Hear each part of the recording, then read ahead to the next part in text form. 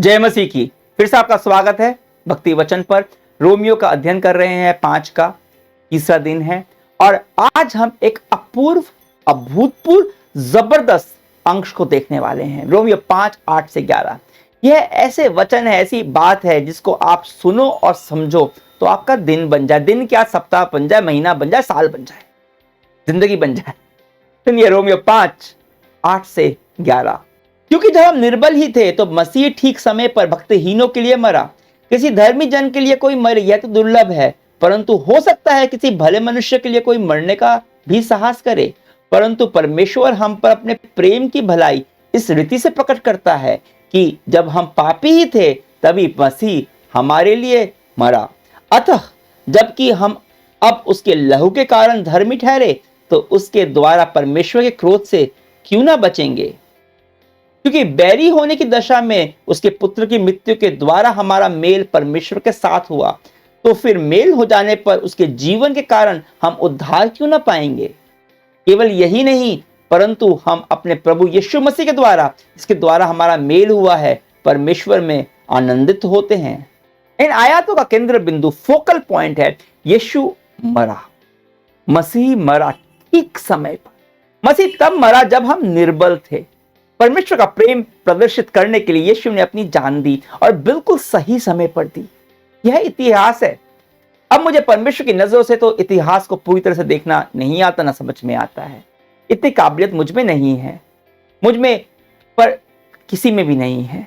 कई बार यह सोचा है, हो सकता है आपने भी सोचा होगा कि यीशु ठीक आदम और उसकी पत्नी के पाप करने के बाद ही क्यों नहीं आ गया। यीशु जब आया तभी क्यों आया, पहले क्यों नहीं आया। इसका उत्तर है कि परमेश्वर अपनी पूरी योजना को प्रकाश में लाना चाहते थे।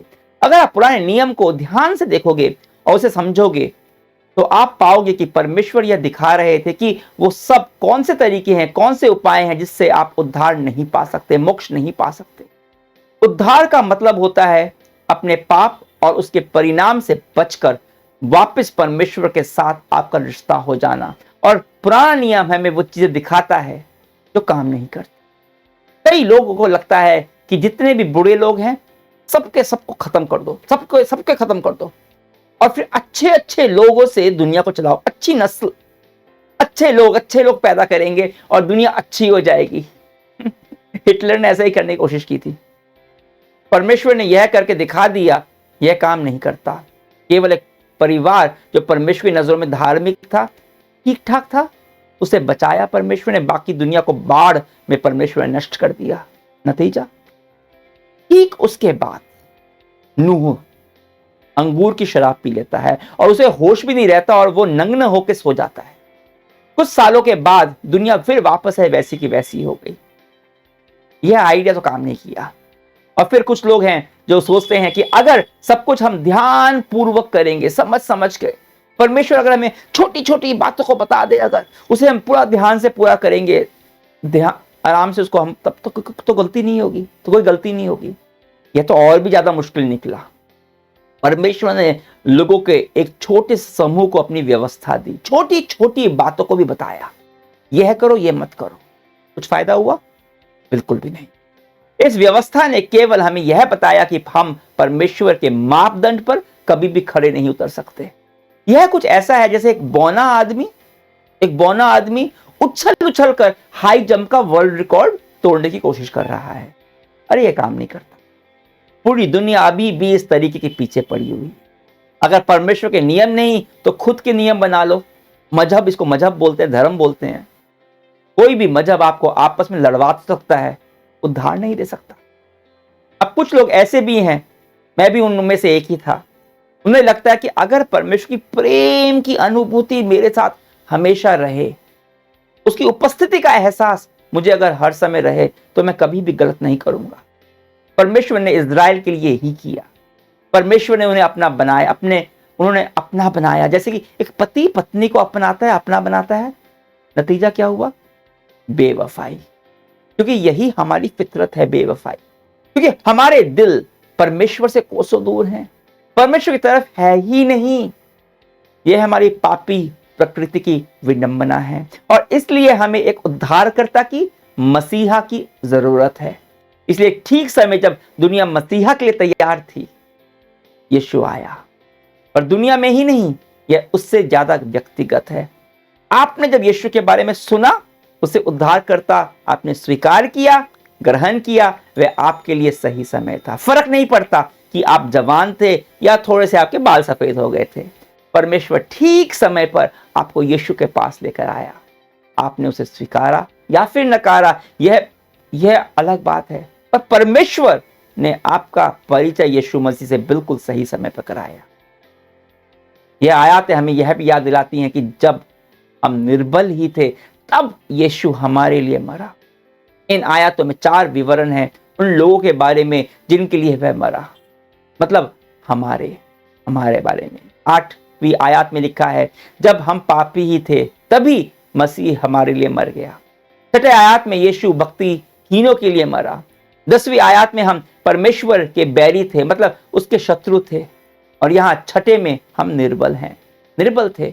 और यह सारी आयतें हमारा परिचय कराती हैं हमसे। यही सब तो हम हैं, यही सब तो हम थे यीशु को जानने से पहले। और हमें परमेश्वर की सामर्थ्य चाहिए, हमें उसका प्रेम चाहिए जो उसने यीशु के माध्यम से क्रूस पर दिखाया। ऐसा नहीं है कि हम सब समझ गए थे, हमने उद्धार की गुत्थी को सुलझा लिया था, उसके बाद परमेश्वर आया, बोले चलो अब मैं तुम्हारा उद्धार करता हूं, सबको समझ गए ना, अब तुम्हारा उद्धार होगा। नहीं, जब हम निर्बल थे, जब हम असहाय थे, जब हम नासमझ थे, तब यीशु ने वह किया जो हम खुद से कभी नहीं कर सकते थे। बाइबल यहां कहती है कि परमेश्वर की प्रेम की भलाई प्रकट हुई।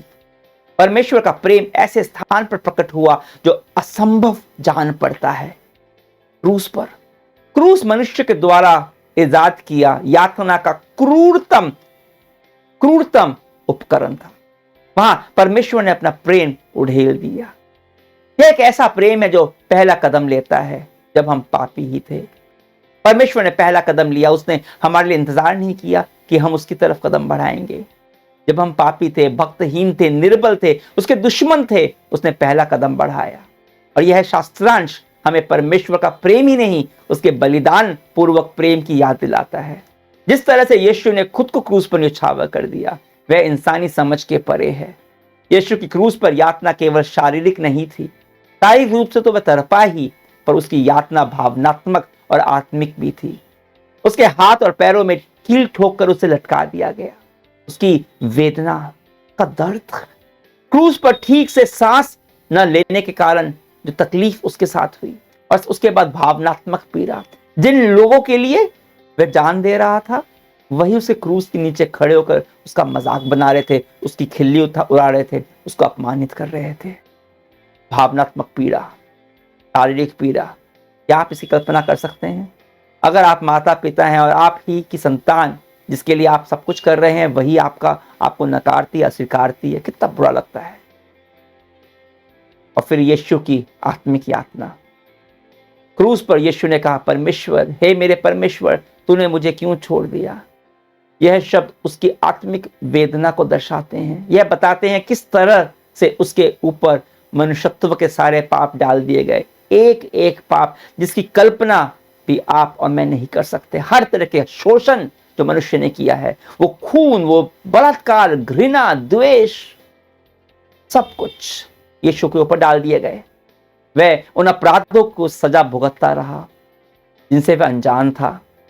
उस पर केवल एक बार पुत्र परमेश्वर का नाता पिता परमेश्वर के साथ टूट गया। यीशु मसीह की आध्यात्मिक, भावनात्मक और शारीरिक पीड़ा ईश्वर के प्रेम का बलिदान है जो हमारे लिए प्रदर्शित किया गया।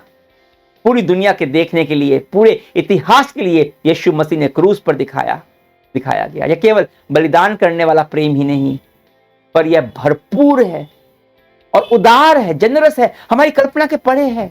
यह परमेश्वर ने किसी मित्र के लिए नहीं किया, उनके लिए किया जो शत्रु थे, बैरी थे। हमारे लिए तब किया जब उसके हम दुश्मन थे। तो फिर पौलुस कहता है, जबकि हम अब उसके लहू के कारण धर्मी ठहरे, तो उसके द्वारा परमेश्वर के क्रोध से क्यों ना बचेंगे।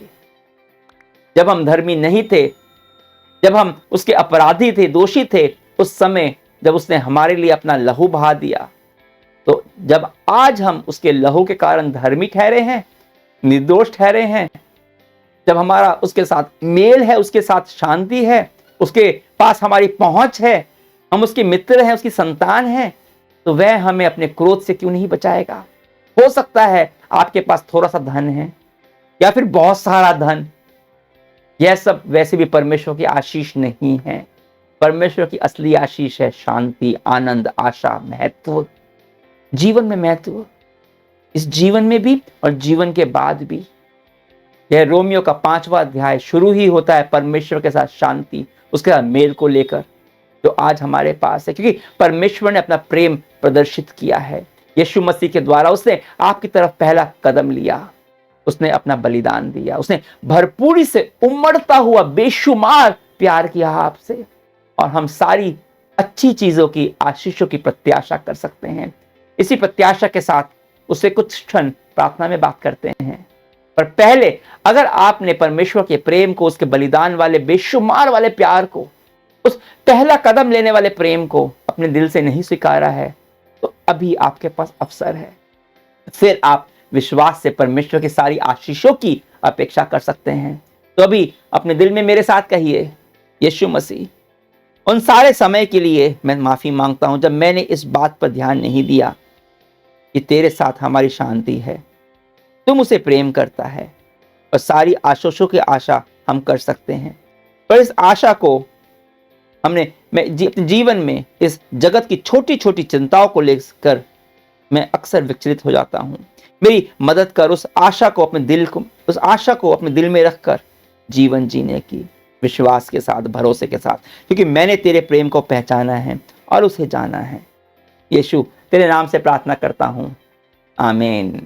कल हम बात करने वाले हैं कि हमें किस तरह से हम पाप में पड़े और अनुग्रह से किस तरह से हम धर्मी ठहराए गए। अगले 2 दिन तक हम इस बारे में बात करेंगे। परमेश्वर की महिमा में बने रहिए।